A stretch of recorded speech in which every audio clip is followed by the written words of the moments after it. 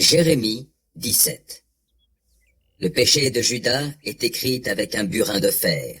Il est gravé sur la tablette de leur cœur avec la pointe de diamant, et sur les cornes au coin de leurs autels.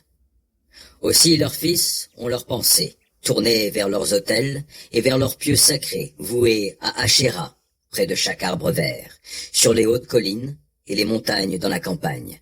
Mais je livrerai au pillage vos biens, tous vos trésors, ainsi que vos hauts lieux, à cause des péchés que vous avez commis dans tout votre pays. Tu te dessaisiras du patrimoine que je t'ai donné, et de vos ennemis je vous rendrai esclaves, dans un pays qui vous est inconnu.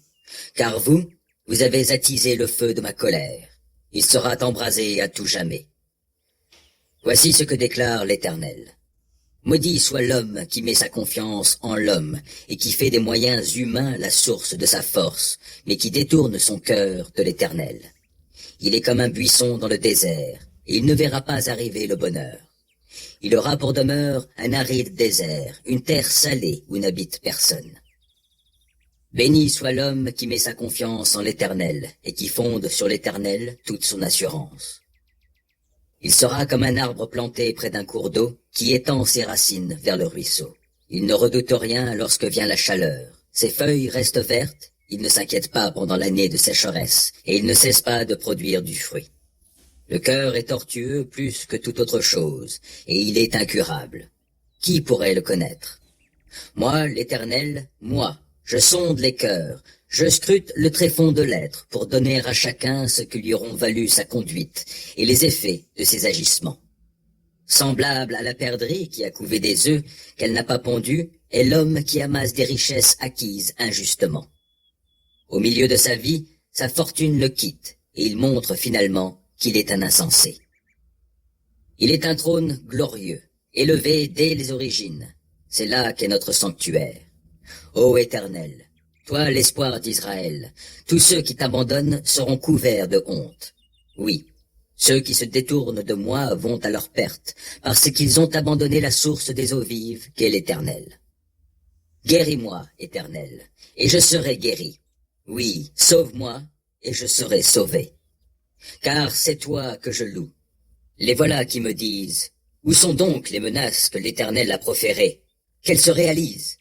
Pourtant, je n'ai pas refusé de marcher à ta suite en étant un berger. Je n'ai pas souhaité que vienne le jour des douleurs.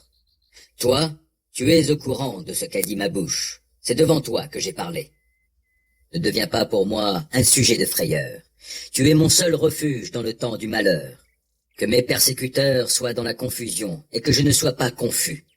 Qu'ils soient saisis de peur et que je n'ai pas peur. Fais arriver sur eux le jour de la détresse et brise-les par un double désastre. L'Éternel me parla en ces termes. Va te poster à la porte du peuple, par où entrent et sortent les rois de Juda. Et fais de même à toutes les autres portes de la cité de Jérusalem. Là tu proclameras.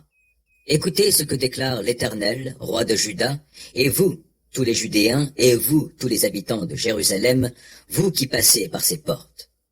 Voici ce que déclare l'Éternel. Gardez-vous de porter des fardeaux le jour du sabbat, et ne leur faites pas passer les portes de Jérusalem. Ne faites pas non plus sortir de fardeaux de vos maisons au jour du sabbat. Abstenez-vous de tout travail, et faites de ce jour du sabbat un jour saint, comme je l'ai ordonné à vos ancêtres. Ils n'ont pas écouté ni prêté attention.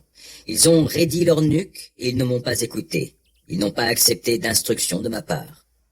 Mais si vous m'écoutez vraiment, déclare l'Éternel, si le jour du sabbat vous ne faites pas passer de fardeau par les portes de cette ville, et si vous faites de ce jour du sabbat un jour saint, vous abstenant en ce jour-là de tout travail, alors des rois et leurs ministres continueront à passer par ces portes.